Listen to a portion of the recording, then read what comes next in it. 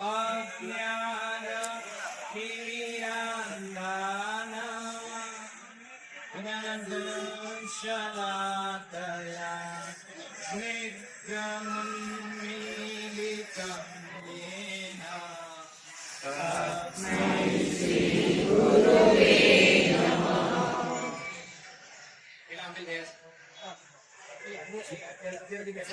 હવે કેટલા બાકી દેજો ઓલું ગવાર પડી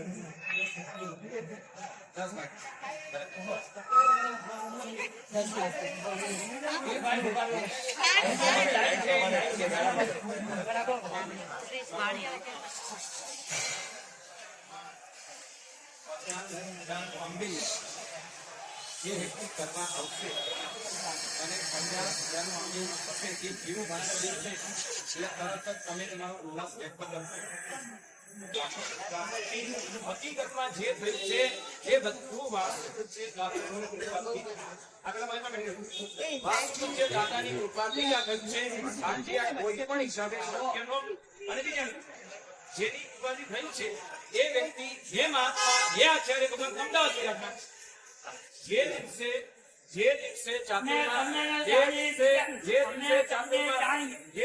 ચાતુર્માસ ગુરુમાં નિવૃત્તિ થઈ જે દિવસે એના માટે દર્શન માટેની પત્ર લખ્યો.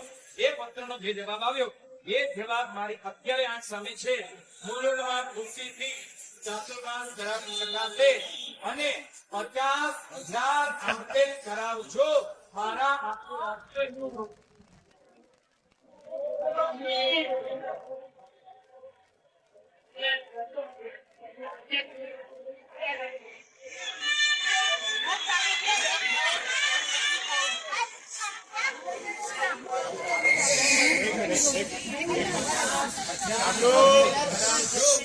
ત્યારે મને મારી 50,000 અંતે મને કહેવાય ખરેખર વચન પુરુષો અને ખરેખર સંગીતની આત્માઓના મોઢામાંથી જે વચન નીકળે છે એ શુદ્ધ થઈને જ રહે છે.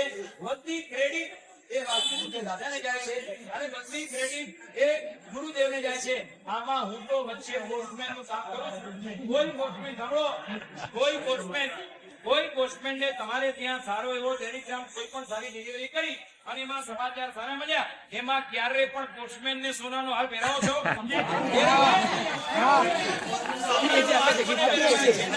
સારા મેસેજ આવે એને આઈ એમ ઓનલી પોસ્ટમેન. હું તો ખાલી પોસ્ટમેન નું કામ કરું છું. એટલે જે કર્યું છે વાસુદેવ દાદાએ કર્યું છે અને જે કર્યું છે ગુરુદેવના આશીર્વાદથી રહ્યું છે. બરાબર છે. સાહેબ પોસ્ટમેન છે, આપણે એગ્રી કરીએ છીએ કે આપણે પણ આ બધે હું એમ કહેતો હતો કે દિવાળીના દિવસે આખા વર્ષે પોસ્ટમેને આપણને જે સેવા આપી હોય એ દિવસે આપણે શું કરીએ છીએ?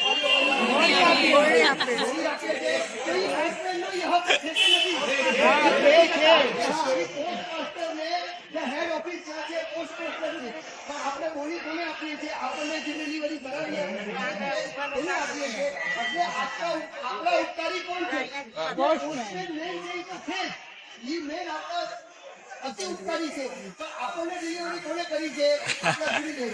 તો આપણો સપોર્ટ કરો. આ આપણા જે પોસ્ટમેન રૂપી ગુરુદેવ આપણને જે મળ્યા છે આપણે એમના ઘણા ઉપકારી છીએ અને આપણે અવગણી છીએ.